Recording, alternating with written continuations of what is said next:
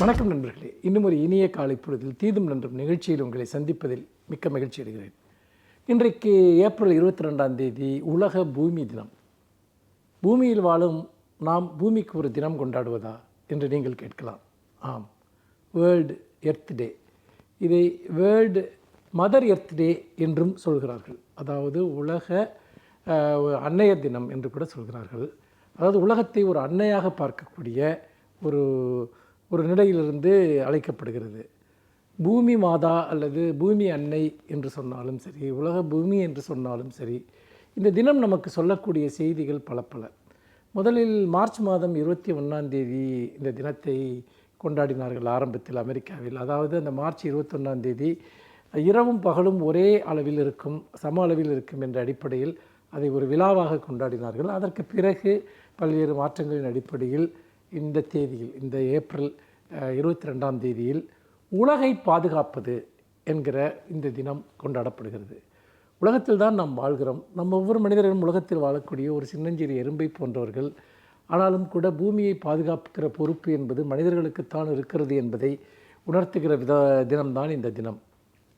இந்த பூமியை தோன்றி 625 கோடி ஆண்டுகள் ஆகிவிட்டன என்று சொல்கிறார்கள். உண்மையில் நினைத்து பார்க்க முடியாத ஒரு காலம், கற்பனைக்கு எட்டாத ஒரு காலம். பூமியில் சூரியனிலிருந்து வெடித்து சிதறி அதற்கு பிறகு குளிர்ந்த ஒரு கிரகம் இந்த பூமி. அந்த பூமியில் தான் உயிரினங்கள் தோன்றின. இன்னும் சொல்லப்போனால் இதுவரைக்குமான கண்டுபிடிப்புகளின் அடிப்படையில் எத்தனையோ கோள்கள் இந்த பிரபஞ்சத்தில் இருந்தபோதும் கூட பூமியில் மட்டும்தான் உயிரினங்கள் வாழ்கின்றன என்பது தான் இன்றைக்கு வரைக்கும் நமக்கு கிடைத்திருக்கக்கூடிய நிரூபணம்.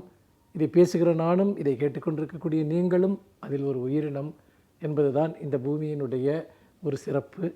இதில் மிக முக்கியமாக நாம் பார்க்க வேண்டியது என்னவென்றால், இந்த பூமியில் இப்பொழுது இருக்கக்கூடிய நிலவரப்படி 825 கோடி மக்கள் வாழ்கிறார்கள். இது ஒரு மிகப்பெரிய ஒரு எண்ணிக்கை. இந்த 825 கோடி மக்கள் இந்த எப்படி நிம்மதியாக மகிழ்ச்சியாக வாழ முடியும் என்றால், இயற்கை பாதுகாக்கப்பட வேண்டும், இயற்கை சமநிலை பாதுகாக்கப்பட வேண்டும். இயற்கையின் வளங்கள் அதிகரிப்பது கிடையாது, ஆனால் மனிதர்களுடைய எண்ணிக்கை அதிகரித்து கொண்டே இருக்கிறது. அவர்கள் மேலும் மேலும் இயற்கை வளங்களை பயன்படுத்துகிறார்கள். அப்படி இருக்கிற போது நிறைய மனிதர்கள் வாழ்வதற்காக காடுகள் அழிக்கப்படுகின்றன, நீர்நிலைகள் பார்த்திங்கன்னா ஆக்கிரமிக்கப்படுகின்றன, விளைநிலங்கள் அதிகரித்து கொண்டே செல்கின்றன. இப்படியாக பல காரணங்களினால் இன்றைக்கு பூமியில் இருக்கக்கூடிய பசுமை பிரதேசங்கள் தொடர்ந்து அவை அழிக்கப்பட்டு வருவதுடன் நீர்நிலைகளும் தொடர்ந்து மாசடைகின்றன. எதிர்கால தலைமுறைக்கு, எதிர்காலத்தில் நமக்கு பின் பிறக்கப் போகிற தலைமுறைகளுக்கு நாம் இந்த பூமியை எவ்வாறு விட்டு செல்லப் போகிறோம் என்பதுதான் மிக முக்கியமான ஒரு கேள்வி. அதற்காகத்தான் இப்போது உதாரணமாக பருவநிலை மாற்றங்கள், கிளைமேட் சேஞ்சஸ் போன்றவை, வனங்களை பாதுகாப்பது, பல்லுயிர் பாதுகாப்பு, நீர்நிலைகளை பாதுகாத்தல், இப்படியாக பல்வேறு விதமான விஷயங்களை உலகத்தில் இருக்கக்கூடிய அனைத்து நாடுகளும் எடுத்து வருகின்றன. முக்கியமாக புவி வெப்பமயமாதல் ஒரு மிகப்பெரிய பிரச்சனையாக மாறியிருக்கிறது. எப்படி அதற்காக இந்த மாசு கட்டுப்பாடு மேற்கொள்வது, எலக்ட்ரானிக் கார்பேஜஸ் என்று சொல்லக்கூடிய அந்த குப்பைகளை எப்படி பூமியிலிருந்து குறைப்பது, பிளாஸ்டிக் பொருட்களை எப்படி கட்டுப்படுத்துவது, இப்படி பல லட்சியங்களை வைத்துக்கொண்டு மனிதகுலம் போராடி கொண்டிருக்கிறது. நிச்சயமாக இந்த பூமியை நமக்கு கிடைத்ததற்கரிய ஒரு மிகப்பெரிய பரிசு. இந்த வாழ்க்கை என்பது நமக்கு கிடைத்த ஒரு மிகப்பெரிய பரிசு. நாம் இந்த பூமியை பாதுகாப்பதன் வழியாகத்தான் இந்த பூமி நமக்கு கொடுத்த இந்த அரிய வாழ்விற்கு ஒரு அர்த்தம் கொடுக்க முடியும்.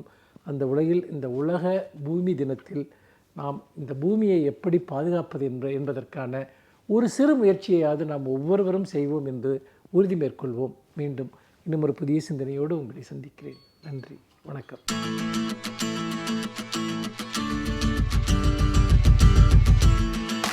அனைவருக்கும் என் அன்பு வணக்கம்.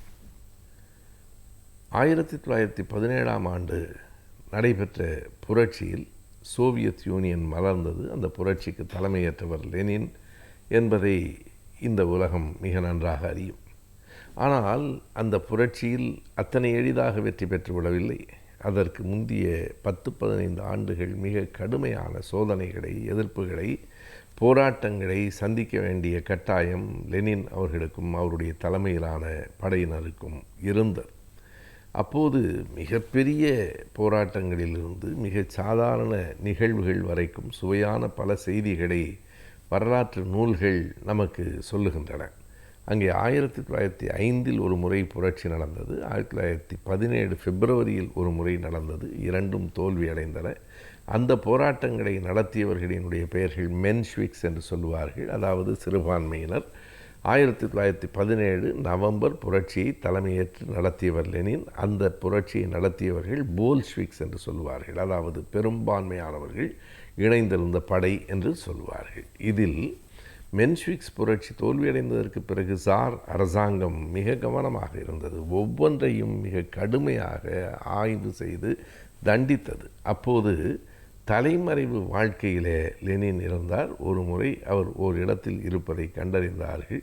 ஆனாலும் அவர் மீது எந்த குற்றச்சாட்டும் இல்லை, கைது செய்ய முடியாது. ஆனால் அவரிடத்தில் ஏதேனும் ஒன்றை கண்டுபிடித்து கைது செய்வதற்கான ஒரு முயற்சி நடைபெற்றது. அதில் மிக சாதாரணமாக தடை செய்யப்பட்ட சில நூல்கள் அவரிடத்தில் இருக்கின்றன என்று ஒரு தகவல் வந்து அவர் இருந்த இடத்திற்கு காவல்துறையினர் சென்றார்கள். லெனினுக்கு அதற்கு முன்பே தகவல் வந்துவிட்டது. சரி, வரட்டும் என்று காத்திருந்தார். அவரிடத்தில் ஏராளமான புத்தகங்கள் இருந்தன.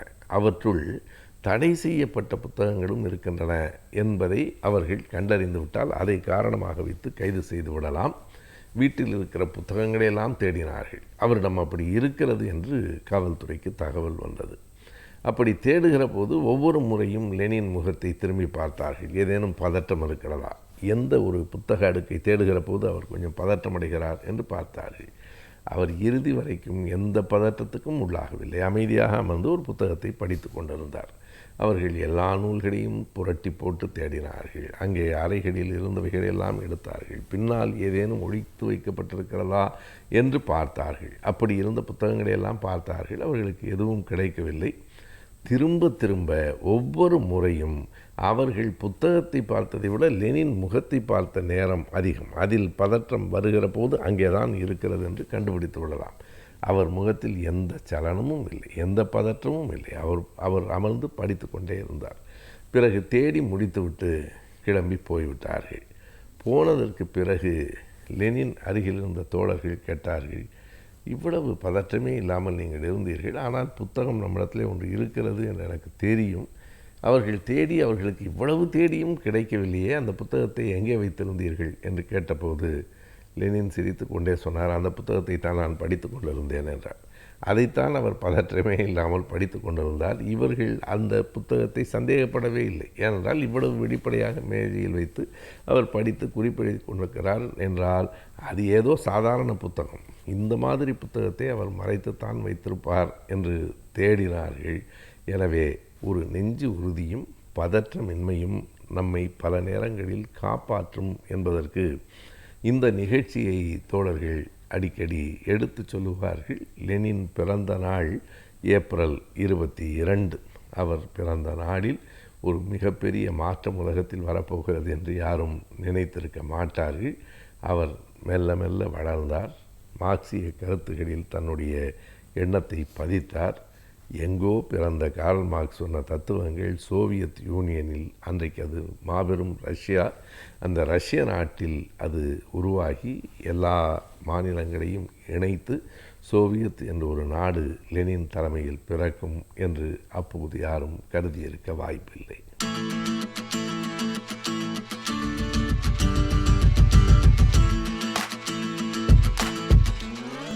வணக்கம்.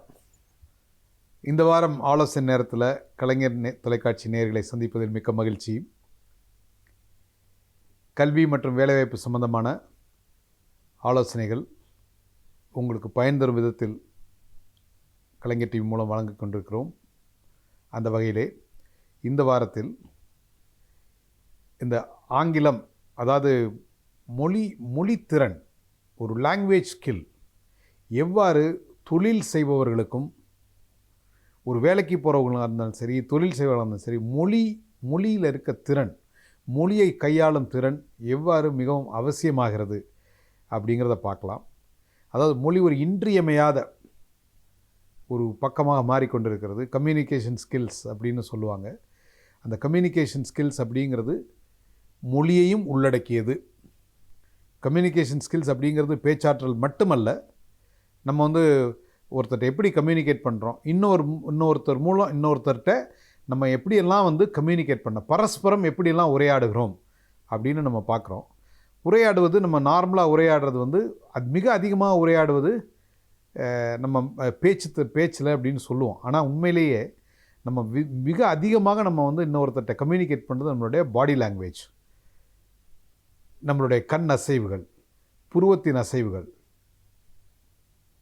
கண் பார்க்கின்ற இடம், என்ன டிஸ்டன்ஸில் என்னென்னு பேசுகிறோம், என்ன டிஸ்டன்ஸில் அவங்கள்ட்ட பேசுகிறோம், எப்படி நம்ம ஹேண்ட் ஷேக் பண்ணுறோம், எப்படி ஒருத்தர் கை கொடுக்குறோம், எப்படி ஒருத்தரை பார்த்து வணங்குகிறோம், எப்படி கை கூப்பிட்டு வணக்கம் சொல்கிறோம். இது எல்லாமே சேர்ந்தது தான் கம்யூனிகேஷன் ஸ்கில்ஸ். இதில் மேஜர் பார்ட் வந்து யாராக இருந்தாலும் சரி, எந்த நாட்டில் பிறந்தவர்களாக இருந்தாலும் சரி, பாடி லாங்குவேஜ் அப்படிங்கிறது ஓரளவுக்கு ஒரு ஒரு ஒரு உயிரும் இன்னொரு உயிரும் வந்து கம்யூனிகேட் பண்ணிக்கும். புன்முறுவல் எப்படி வந்து யுனிவர்சல் லாங்குவேஜோ, உலக மொழி எந்த மொழி தெரியலாம் தெரியாமல் போகலாம், ஆனால் ஒருத்தரை பார்த்து நீங்கள் புன்முறுவல் செய்கின்ற பொழுது ஒரு பாசிட்டிவான ஒரு நேர்மறை எண்ணத்தோட ஒருத்தர் கண்ணை பார்த்து நீங்கள் சிரிச்சிங்க அப்படின்னா எந்த மொழியும் தெரிய வேண்டாம், அவரும் உங்களை பார்த்து சிரிப்பார். He will also respond. Right? அதுதான் வந்து கம்யூனிகேஷன். ஆனால் ஒரு மொழி ஆர்வம், மொழித்திறன் அப்படிங்கிறது ஆங்கிலம் எப்படி வந்து ஒரு கம்யூனிகேஷன்ஸ் ஒரு பிரிட்ஜிங் லாங்குவேஜாக இருக்குது அப்படிங்கிறதான் இன்றைக்கி வந்து நிறைய இடங்களில் பலருடைய வாழ்க்கையில் பல வெற்றி வாய்ப்புகள் தட்டி போனதற்கு காரணம் அவங்களால வந்து அவங்க நினச்சதை சரியாக மற்றவர்களிடம் கம்யூனிகேட் பண்ண முடியாது, நினைத்ததை சொல்ல முடியாதது. எனக்கு வந்து ஒரு ஒரு ஒரு பொருளை பற்றிய மிக அதீத அறிவு இருக்கிறது, அந்த பொருளில் ஆர்வம் இருக்கிறது, அதை பற்றி நிறையா ரிசர்ச் பண்ணியிருக்கேன். அது என்ன பண்ணும், ஏது பண்ணும், எப்படி பண்ணணும் அப்படிங்கிறதா எனக்கு தெரியும். ஆனால் அதை எனக்கு வெளியில் சொல்ல தெரியாது, மற்றவர்களுக்கு புரிகிற மொழியில் என்னால் சொல்ல தெரியாது. அப்படின்னா என்ன நடக்கும்? ஒரு அழகான ஒரு நிகழ்வு கேட்டிருந்தேன். அதாவது பழங்காலத்தில் வந்து அந்த ஆங்கிலேயர் காலத்தில் ஒரு லாங்குவேஜ் டிரான்ஸ்லேட்டர்ஸ் அப்படிங்கிறவங்க சென்னையிலாம் நிறைய பேர் இருந்திருக்காங்க. ஆங்கில துறைகளுக்கும் நம்ம ஊர் வியாபாரிகளுக்கும் நடுவில், நம்ம ஊர் விவசாயிகளுக்கு நடுவில் ஒரு டிரான்ஸ்லேட்டர். அவங்க சொல்லுவாங்களாம், அப்பா அந்த 1 மீட்டர் துணி எவ்வளோப்பா அப்படிம்பாங்க. அவன் 4 ரூபா ஐயா அப்படிம்பாரான். இவர் டிரான்ஸ்லேட்டர் சொல்லுவாராம் அவர்கிட்ட, அந்த ஆங்கிலத்துறையிட்ட $40 அப்படிம்பாரான். அவர் நோ எக்ஸ்பென்சிவ், ஆஸ்க் ஃபார் $30 அப்படிம்பாரான். இவர் வந்து இல்லைப்பா தூரம் $3 கேட்குறாருப்பா, 3 ரூபாய் கேட்குறாருப்பா அப்படிம்பாரான். அவர் சரி ஓகே அப்படின்னு கொடுத்துட்டார். அப்படின்னா அந்த $40-30க்கும் 3 ரூபாய்க்கு இடப்பட்ட உள்ள பணம் வந்து இந்த டிரான்ஸ்லேட்டரோடது. அவங்க வந்து பல விதமான பணம் பண்ணாங்களாம். அதாவது மிக அதீத அந்த துறையை விட, ஆங்கிலேயரை விட, இந்த அந்த பொருளை உருவாக்குனவங்களோட நடுவில் அந்த மீடியேட்டர் டிரான்ஸ்லேட்டர் அப்படிங்கிறவங்க நிறையா பொருள் ஈட்டினாங்க. அவங்களுக்கும் இவங்களுக்கு தெரியாது ஒன்று லாங்குவேஜ் ஸ்கில்ஸ், அவங்களுக்கு தமிழ் தெரியாது, இவங்களுக்கு இங்கிலீஷ் தெரியாது. இடையில ஒருத்தர் வந்து அந்த மொழித்திறனை மட்டும் வைத்துக்கொண்டு நிறையா பொருள் ஈட்ட முடிந்தது அப்படின்னு சொல்லுவாங்க. ஸோ இந்த கதையை எதுக்கு நான் சொல்கிறேன் அப்படின்னா, நீங்கள் வந்து என்ன துறையில் படித்தாலும் சரி, நம்ம வந்து இன்றைக்கி ஒரு multi cultural society, multi linguistic society அப்படின்னு சொல்கிறது இருக்கும். ஒரு மீட்டிங் ரூமுக்குள்ளே நம்ம போனோம் அப்படின்னா, இப்போ சென்னையில் சாதாரண ஒரு மீட்டிங் ரூம் இல்லை ஒரு வாக்கிங்கில் 10 பேர் நடக்கிறோம். அந்த 10 பேர் நடக்கிறவங்கள்ட்ட பேசுனீங்க அப்படின்னா அதில் 3 பேர் மலையாளம், ஒரு 4 பேர் சென்னை எடுத்துகிட்டா ஒரு 5 பேர் தெலுங்கு, மீது 2 பேர் தமிழ் பேசுகிறவங்க, இல்லை 3 வேறு லாங்குவேஜ் பேசுகிறவங்க, ஹிந்தி பேசுகிறவங்க இருக்காங்க. இப்போ எல்லாருக்கும் ஒரே ஒரு லாங்குவேஜ், கனெக்டிங் லாங்குவேஜ் வந்து ஆங்கிலமாக இருக்கிறது. ஸோ அப்படி இருக்கப்போ ஒரு நிறுவனத்துக்கு போனோம் அப்படின்னா வெளிநாடுகளிலிருந்து வேலை செய்வங்க கூட அங்கே இருக்காங்க, எல்லாரும் இருக்காங்க. அப்போது இந்த மொழியை கையாளும் திறனை நம்ம வந்து சின்ன வயசில் இந்த கிண்டல் பண்ணாமல், நீங்கள் பெரிய பீட்டர் அப்படின்னு சொல்லாமல், ஆரம்பத்திலிருந்து அந்த மொழியை கையாளும் திறனை நாம் கற்றுக்கொள்ள வேண்டும். இன்றைக்கி நமக்கு பிடிக்குதோ பிடிக்கலையோ ஆங்கிலம் வந்து உலக மொழியாகி இருக்கிறது. நீங்கள் எந்த வேலைக்கு, எந்த நாட்டுக்கு என்ன வேலைக்கு போனாலும் சரி, வெளிநாடுகளாக இருந்தாலும் சரி, உள்நாடுகளாக இருந்தாலும் சரி, ஆங்கில மொழியோட அறிவு மிக மிக அதிகம், அதாவது தேவை அதிகம். ஸோ அதனால் வந்து நீங்கள் டிகிரி படிக்கிறப்போ, கல்லூரியில் பாடம் படிக்கிறீங்க, பாடம் வந்து ஆங்கிலத்தை தான் படிக்கிறீங்க. இந்த ஆங்கிலத்தை வந்து ஒரு சின்ன சாதாரண சப்ஜெக்ட் அப்படின்னு படிச்சுட்டு பாஸ் மார்க் வாங்கிறதுக்கு படிக்காமல், அதை எப்படி நம்ம கம்யூனிகேட் பண்ணுறது, எப்படி நம்ம நினைக்கிற விஷயங்களை வந்து ஆங்கிலத்தில் மொழிபெயர்த்து பேசுறது அப்படின்னு அந்த கல்லூரி காலம் 3 வருஷத்தில் உங்களோட ஆங்கில திறன்களை மிகவும் அதிகமாக வளர்த்து கொள்ள வேண்டும். அதுக்கு வந்து நிறையா ப்ரெசன்டேஷன் கொடுக்கணும். பப்ளிக் ஸ்பீக்கிங், வெளியில் மேடையில் 10 பேருக்கு முன்னாடி உங்களால் தைரியமாக பேச முடியணும். எந்த விதமான கூச்சமுமின்றி 10 பேரோ 100 பேரோ 1000 பேர் முன்னாடி நின்று உங்களால் தெளிவாக நீங்கள் நினைத்த விஷயத்தை அவர்களுக்கு புரிகிறபடி சொல்ல முடியும் என்றால் நீங்கள் ஒரு சிறந்த பேச்சாளர். அதாவது கேட்குறவங்களுக்கு புரியணும். நிறைய பேர் வந்து பேசுவாங்க, கேட்குறவங்களுக்கு எதுவுமே புரியாது.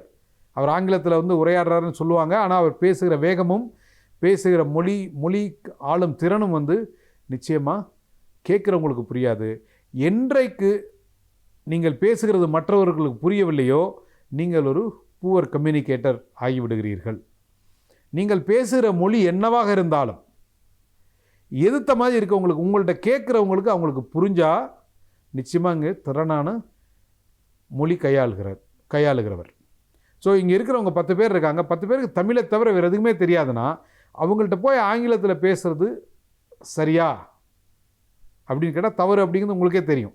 ஸோ அந்த வகையில் நீ யாராக இருந்தாலும் சரி, நீங்கள் உங்களோட கம்யூனிகேஷன் திறன் எப்படி இருக்குன்னா, நீங்கள் பேசுகிறதை கேட்பவர்களுக்கு நீங்கள் சொல்ல வந்த விஷயம் முழுவதுமாக போய் சேரணும்.